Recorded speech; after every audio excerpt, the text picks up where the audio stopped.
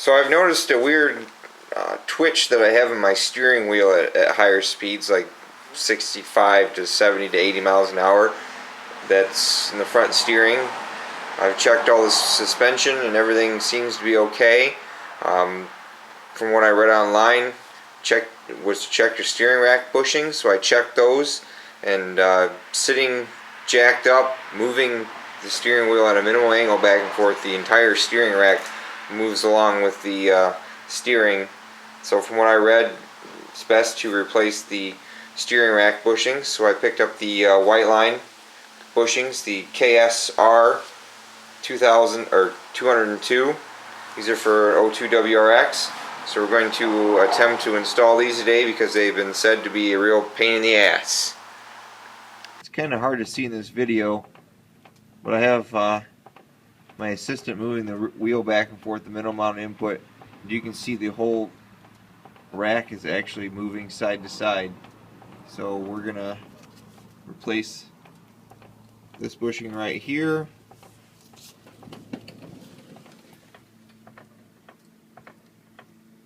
And this bushing right in here. Hard to see because it's dark under here.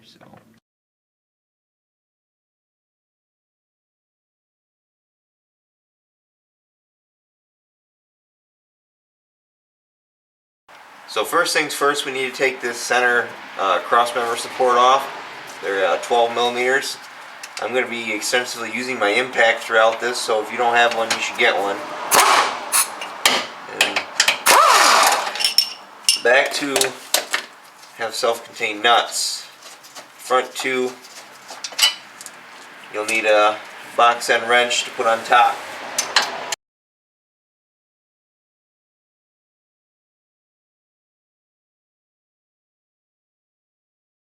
Set that out of the way and move on to the next part. So now that we've taken the cross piece out here, we're going to drop the rack with these brackets here. You need a 14 millimeter socket.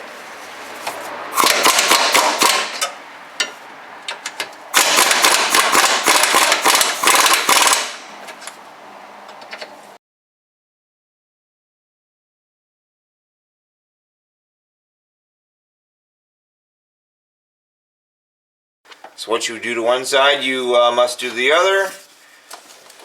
You may, if these are rusted a lot, you may have to get some PB blaster in there and some heat to get these out, but mine came out with minimal effort. It would also help if I turn my impact gun up to full tilt.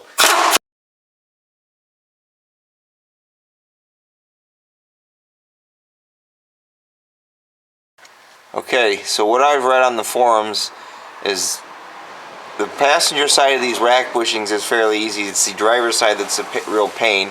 So from what I've read, you should drop the steering linkage off of the shaft for the steering wheel and then allow the steering rack to come down further.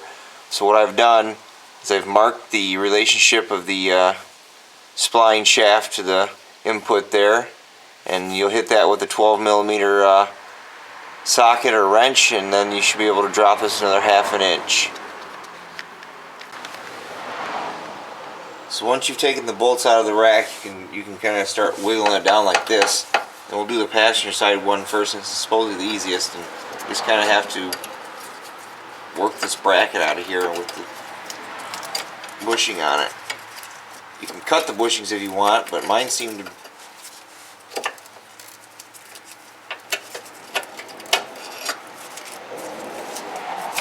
And just like that, I already have the passenger side out. So here's the stock bushing removed on the passenger side. I mean, you can tell it's pretty flimsy when you're just bending it all out of shape like that. This is the Whiteline one. I mean, you actually have to put some effort into it, and it's pretty rigid. So with the new bushing, the old bushing came out with the split to the front of the car, so we'll put that back the same way. There was conflicting stuff I saw on the forum about whether the grease the inside of these bushings or not. Some people say some of the bushings came with grease, some say it didn't. So I took some grease from the transmission mount kit that I got from Whiteline, just a little bit, put some in there to help get it up in here. And so I'll probably just start with putting the bushing in first, and you should just be able to kind of come in here and slip it up into here.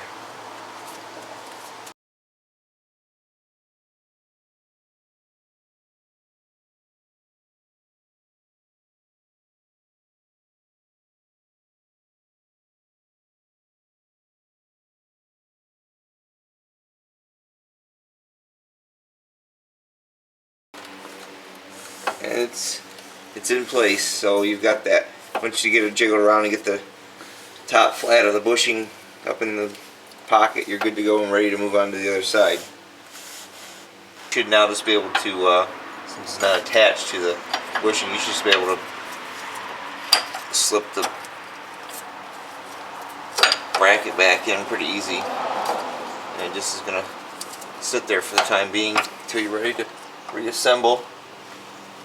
So now we'll move on to the other side. After jiggling the rack around a little bit, I was able to get this spline shaft here out of the joint here and pulled it down. So now the entire rack moves a lot more, so we can see if we can get this driver's side bushing out.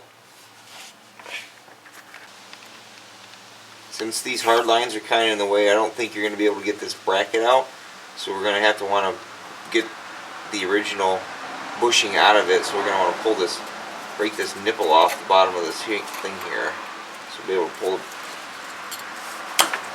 free.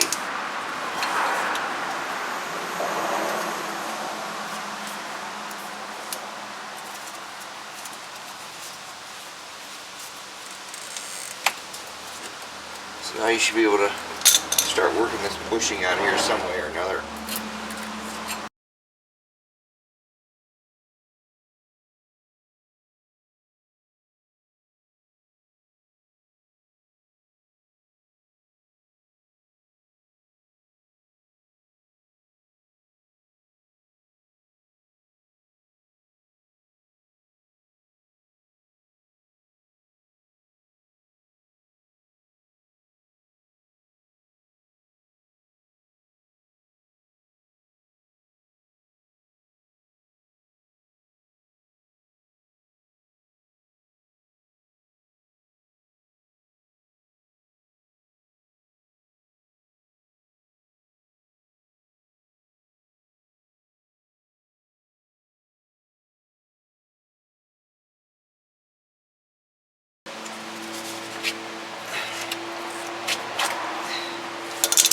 And now I have the bushing out. So again, here's our factory rack mount bushing. See, it's pretty flimsy. Here's the Whiteline again. It's a lot more rigid. So now I'll work on getting this one in the driver's side. If you can pry this front line a little down and out of the way like this, and then pry this one a little up like that, you'll be able to take your bracket off here, and then putting your bushing in here should be a lot easier.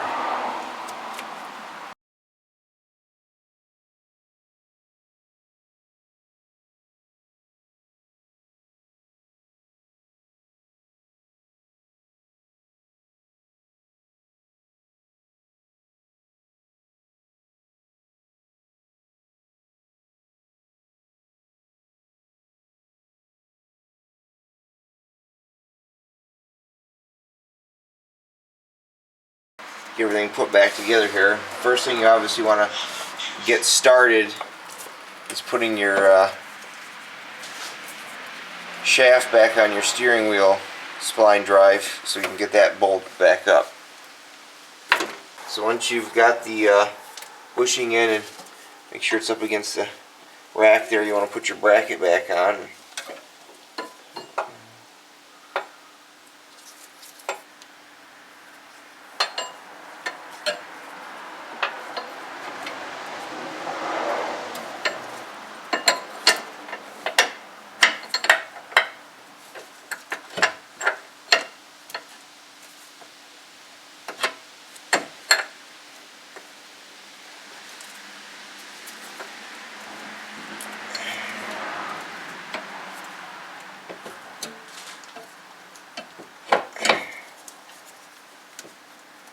Now you're ready to start putting it back together.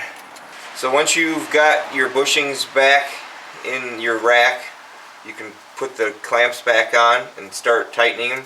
I kind of worked in a crisscross pattern so I could evenly start pushing the steering rack back up.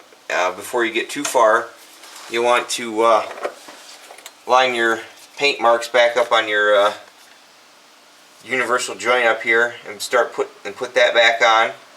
And then you'll want to wait until you get the rack bolted back in before you put your bolt back in the joint up here. The torque on these clamp bolts is like 43.5 or 44 foot-pounds. Like I said, I just crisscrossed until they got snug, and then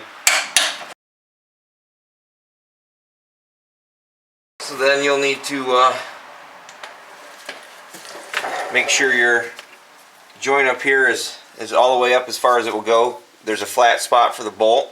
The torque on that is 17 foot-pounds, or good and tight, doesn't matter. It's easy enough to get to, so you can torque it.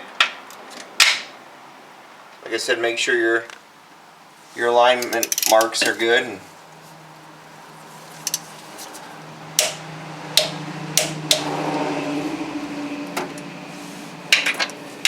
you can put your cross plate back up now. These get tightened to like 14 foot-pounds, or good and tight.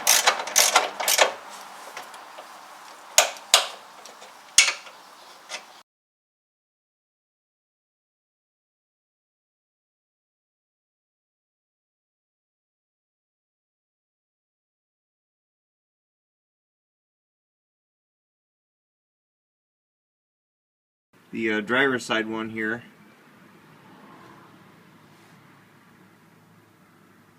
the bracket will actually kind of fit down inside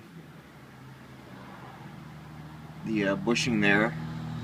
And then I don't know if the tube is a little bit bigger diameter on this side, but I got a little bit of squish out on the front and the back of this, or the front of this bushing. I mean, you can't get it closed at all. I'm not sure why. I mean, I tightened it a couple different ways and swapped the bushing around, but I mean, the bushing is up in there and it's up against the rack, so it's not going anywhere. And I mean, that's more of a press fit than this one over here, but you can see that there's a huge difference, and almost like no side-to-side play now in this rack when you move it back and forth.